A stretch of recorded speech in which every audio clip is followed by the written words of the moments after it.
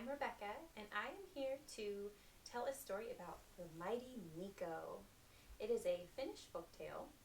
Now, folktales often teach you a lesson, so be paying attention, listen for the problem, and listen at the end for the solution. There was once an old woodsman and his wife who had an only son named Mikko. As the mother lay dying, the young man wept bitterly. "When you are gone, my dear mother," he said, "there will be no one left to think of me." The poor woman comforted him as best she could and said to him, "You will still have your father." Shortly after the woman's death, the old man, too, was taken ill. "Now indeed I shall be left desolate and alone," Mikko thought, as he sat beside his father's bedside and saw him grow weaker and weaker. "My boy," the man said, just before he died, "I have nothing to leave you but the 3 snares with which these many years I have caught wild animals. Those snares now belong to you. When I am gone, go into the woods, and if you find a wild creature caught in any of them, free it gently and bring it home alive." After his father's death, Mikko remembered the snares and went out to the woods to see them. The first was empty, and also the second, but in the third he found a little red fox. He carefully lifted the spring that had shut down on one of the fox's feet and carried the little creature home in his arms. He shared his supper with it, and when he lay down to sleep, the fox curled up at his feet. They lived together some time until they became close friends. "Mikko," the fox said one day, "why are you so sad?" "Because I'm lonely." "Pah," said the fox, "that's no way for a young man to talk. You ought to get married. Then you wouldn't feel lonely." "Married," Mikko repeated. "How can I get married? I can't marry a poor girl because I am too poor myself, and a rich girl wouldn't marry me." "Nonsense," said the fox. "You are a fine, well-set-up young man, and you are kind and gentle. What more could a princess ask?" Mikko laughed to think of a princess wanting him for a husband. "I mean what I say," the fox insisted. "Take our own princess now. What would you think of marrying her?" Mikko laughed louder than before. "I have heard," he said, "that she is the most beautiful princess in the world. Any man would be happy to marry her." "Very well," the fox said. "If you feel that way about her, then I'll arrange a wedding for you." With that, the little fox actually did trot off to the royal castle and gained an audience with the king. "My master sends you greetings," the fox said, "and he begs you to loan him your bushel measure." "My bushel measure?" the king repeated in surprise. "Who is your master, and why does he want my bushel measure?" "Shh," the fox whispered, as though he didn't want the courtiers to hear what he was saying. And slipping up close to the king, he murmured in his ear, "Surely you have heard of Mikko, haven't you? Mighty Mikko, he's also called." The king had never heard of any Mikko who was known as Mighty Mikko, but, thinking that perhaps he should have heard of him, he shook his head and murmured, Mikko, Mighty Mikko, oh, to be sure, yes, yes, of course. My master is about to start off on a journey, and he needs a bushel measure for a very particular reason." I understand, the king said, although he didn't understand at all. And he gave orders that the bushel measure which they used in the storeroom of the castle be brought in and given to the fox. The fox carried off the measure and hid it in the woods. Then he scurried about all the sorts of little out-of-the-way nooks and crannies where people had hidden their savings, and he dug up gold piece here and a silver piece there until he had a handful. Then he went back to the woods and stuck the various coins in the cracks of the measure. The next day he returned to the king. "My master, Mighty Mikko," he said, "sends you thanks, O king, for the use of your bushel measure." The king held out his hand, and when the fox gave him the measure, he peeped inside to see if by chance it contained any trace of what had recently been measured. His eye, of course, at once caught the glint of gold and silver coins lodged in the cracks. "Ah," he said, thinking Mikko must be a very mighty lord indeed, to be so careless of his wealth. "I should like to meet your master. Won't you and he come and visit me?" This was what the fox wanted the king to say, but he pretended to hesitate. "I thank your majesty for the kind invitation," he said, "but I fear my master can't accept it just now. He wants to get married soon, and we are about to start off on a long journey to inspect a number of foreign princesses." This made the king all the more anxious to have Mikko visit him at once, for he thought that if Mikko should see his daughter before he saw the foreign princesses, he might fall in love with her and marry her. So he said to the fox, "My dear fellow, you must prevail on your master to make me a visit before he starts out on his travels. You will, won't you?" The fox looked this way and that, as if he were too embarrassed to speak. "Your majesty," he said at last, "I pray you pardon my frankness. The truth is, you are not rich enough to entertain my master, and your castle isn't big enough to house the immense retinue that always attends him." The king, who by this time was so frantic to see Mikko, lost his head completely. "My dear fox," he said, "I'll give you anything in the world if you prevail upon your master to visit me at once. Couldn't you suggest him to travel with a modest retinue this time?" The fox shook his head. "No, his rule is either to travel with a great retinue or to go on foot, disguised as a poor woodsman attended by only me." "Couldn't you prevail on him to come to me disguised as a poor woodsman?" the king begged. "Once he was here, I could place gorgeous clothes at his disposal." But still the fox shook his head. "I fear your majesty's wardrobe doesn't contain the kind of clothes my master is accustomed to." "I assure you I've got some very good clothes," the king said. "Come along this minute, and we'll go through them, and I'm sure you'll find some that your master would wear." So they went to a room which was like a big wardrobe with hundreds and hundreds of hooks upon which were hung hundreds of coats and breeches and embroidered shirts. The king ordered his attendants to bring the costumes down one by one and place them before the fox. They began with the plainer clothes. "Good enough for most people," the fox said, "but not for my master." Then they took down garments of a finer grade. "I'm afraid you're going to all this trouble for nothing," the fox said.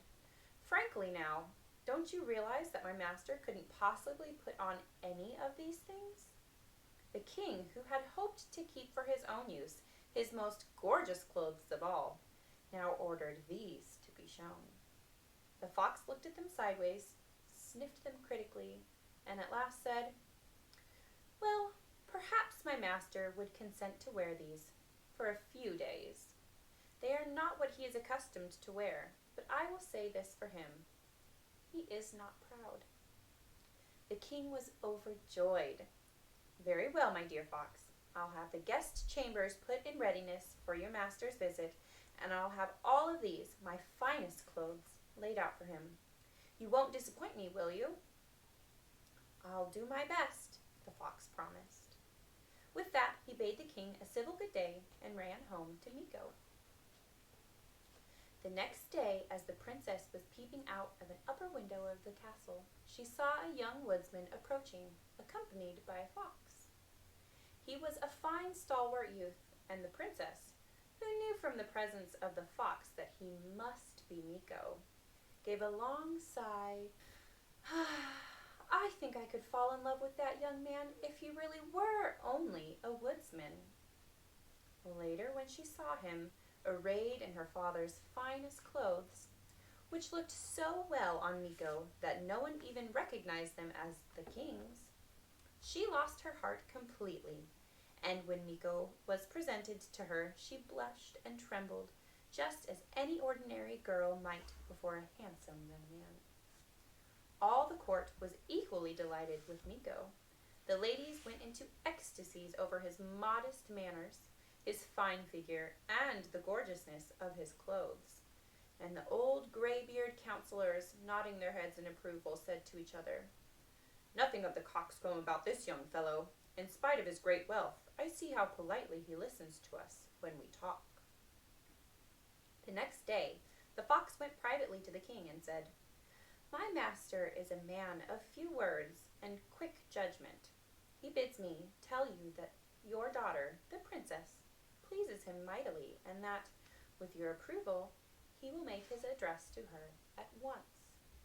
The king was greatly agitated and began, "My dear fox," but the fox interrupted him to say, "Think the matter over carefully, and give me your decision tomorrow."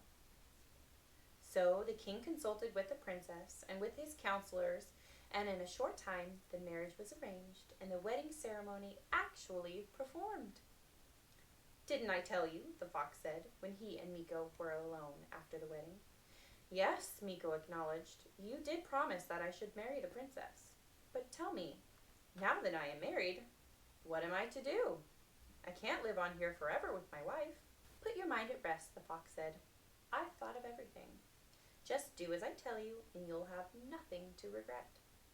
Tonight say to the king, 'It is now only fitting that you should visit me and see for yourself the sort of castle over which your daughter is hereafter to be mistress.'" When Mikko said this to the king was overjoyed, for now that the marriage had actually taken place, he was wondering whether he hadn't perhaps been a little hasty. Mikko's words reassured him, and he eagerly accepted the invitation. On the morrow, the fox said to Mikko, "Now I'll run on ahead and get things ready for you." "But where are you going?" Mikko said, frightened at the thought of being deserted by his little friend. The fox drew Mikko aside and whispered softly, "A few days' march from here there is a very gorgeous castle belonging to a wicked old dragon who is known as the Worm. I think the Worm's castle would just about suit you." "I'm sure it would," Mikko agreed. "But how are we to get it away from the Worm?" "Trust me," the fox said. "All you need to do is this. Lead the king and his courtiers along the main highway until by noon tomorrow you reach a crossroads. Turn there to the left and go straight on until you see the tower of the Worm's castle. If you meet any men by the wayside, shepherds or the like, ask them whose men they are, and show no surprise at their answer. So now, dear master, farewell until we meet again at your beautiful castle." The little fox trotted off at a smart pace, and Mikko and the princess and the king, attended by the whole court, followed in a more leisurely fashion. The little fox, when he had left the main highway at the crossroads, soon met 10 woodsmen with axes over their shoulders. They were all dressed in blue smocks of the same cut. "Good day," the fox said politely. "Whose men are you?" "Our master is known as the Worm," the woodsman told him. "My poor, poor lads," the fox said, shaking his head sadly. "What's the matter?" the woodsman asked. For a few moments the fox pretended to be too overcome with emotion to speak. Then he said, "My poor lads, don't you know that the king is coming with a great force to destroy the Worm and all his people?" The woodsmen were simple fellows, and this news threw them into great consternation. "Is there no way for us to escape?" they asked. The fox put his paw to his head and thought. "Well," he said at last, "there is one way you might escape, and that is by telling everyone who asks you that you are the Mighty Mikko's men. But if you value your lives, never again say that your master is the Worm." "We are Mighty Mikko's men," the woodsman at once began repeating over and over. "We are Mighty Mikko's men." A little farther on the road, the fox met 20 grooms, dressed in the same blue smocks, who were tending 100 beautiful horses. The fox talked to the 20 grooms as he had talked to the woodsman, and before he left them, they too were shouting, "We are Mighty Mikko's men!" Next the fox came to a huge flock of 1,000 sheep tended by 30 shepherds, all dressed in the worm's blue smock. He stopped and talked to them until he had them roaring out, "We are Mighty Mikko's men!" Then the fox trotted on until he reached the castle of the worm. He found the worm himself inside, lolling about lazily. He was a huge dragon and had been a great warrior in his day. In fact, the castle and his lands and his servants and his possessions had all been won in battle. But now, for many years, no one had cared to fight him, and he had grown fat and lazy. "Good day," the fox said, pretending to be very breathless and frightened. You're the worm, aren't you?"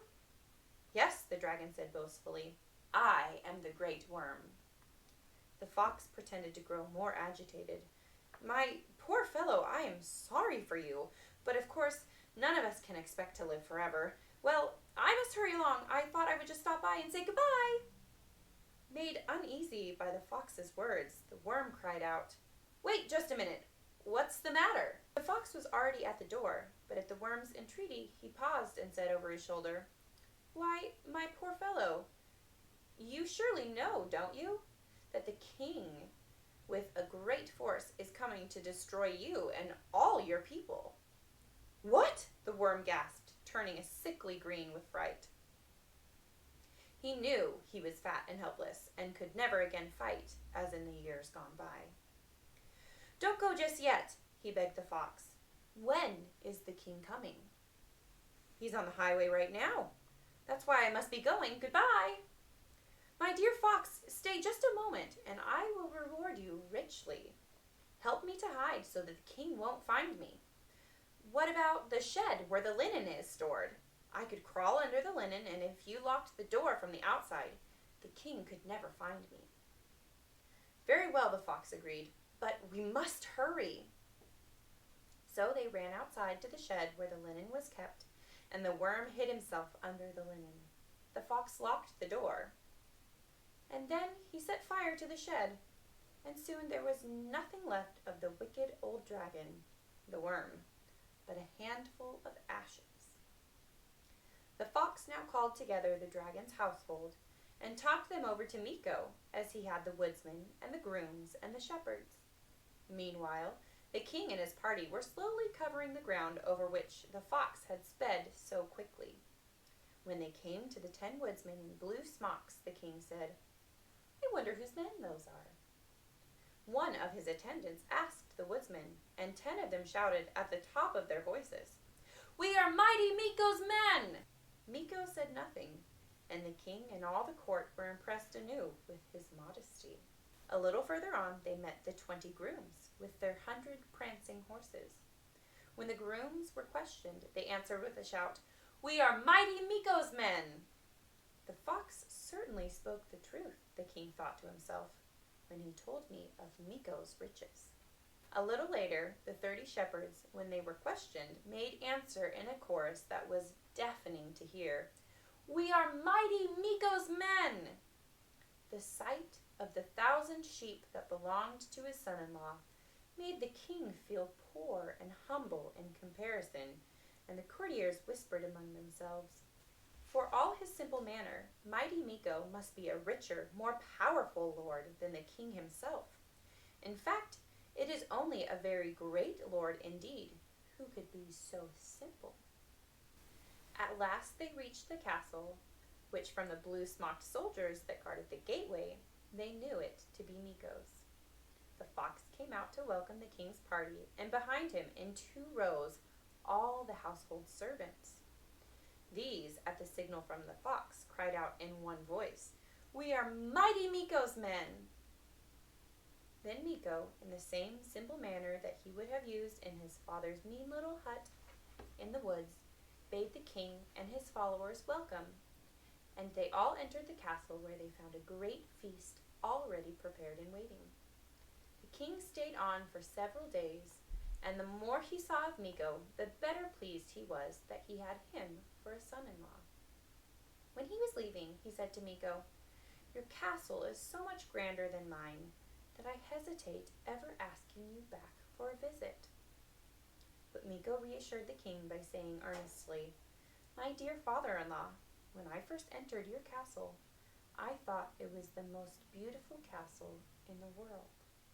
The king was flattered, and the courtiers whispered among themselves, "How affable of him to say that when he knows very well how much grander his own castle is."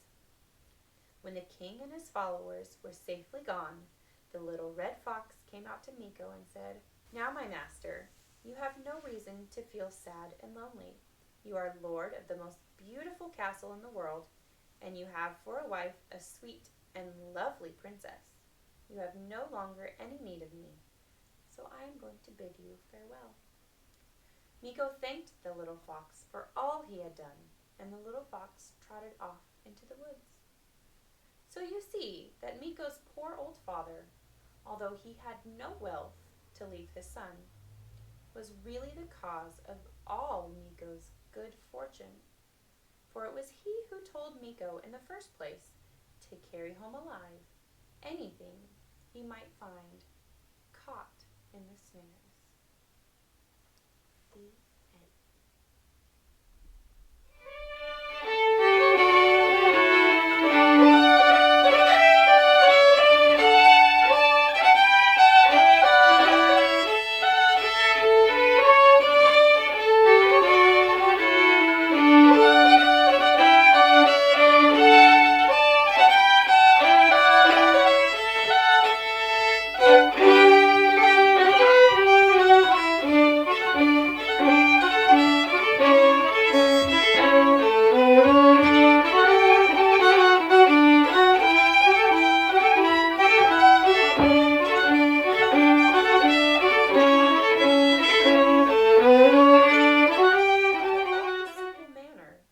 Mighty Mikko must be a richer, more powerful.